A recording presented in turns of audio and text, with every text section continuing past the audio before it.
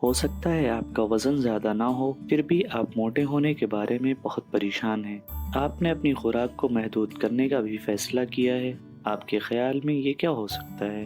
ये तर्ज़ ज़िंदगी में तब्दीली नहीं हो सकती है, बल्कि ये एनोरेक्सिया नरोसा की संगीन अलामात हो सकती हैं। तकरीबन 1% नौजवान ख़वातीन इस संगीन मसले का शिकार हैं। कौन ख़तरे में है?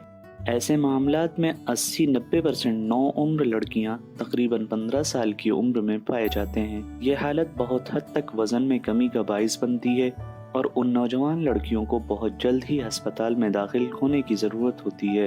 बदकिस्मती से एनोरेक्सिया नरोसा में किसी भी नफसियाती आर्ज़े की शरह अमवात सबसे ज़्यादा है। नज़र आने वाली तब्दीलियाँ क्या हैं? नौजवान लड़कियां अक्सर उन खानों को छोड़ना या कम करना शुरू कर देती हैं जो आमतौर पर खाती हैं। वो स्कूल के लंच, रात का खाना छोड़ सकती हैं या मिठाई या नाश्ते जैसी मखसूस चीज़ों से भी इनकार कर सकती हैं। वो चीनी और चिकनाई के बगैर अपनी खुराक की मंसूबाबंदी कर सकती हैं और पहले से कहीं ज़्यादा जिस्मानी सरगर्मियों में शामिल हो सकती हैं।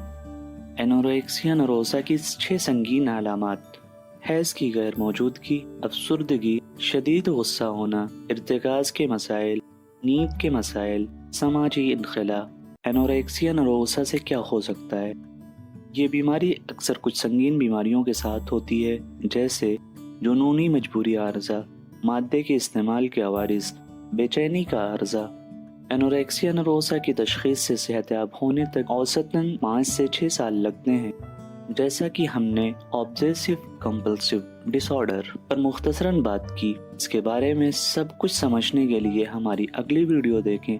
मज़ीद ऐसी मालूमाती वीडियोस के लिए हमारे चैनल को लाइक और सब्सक्राइब करें।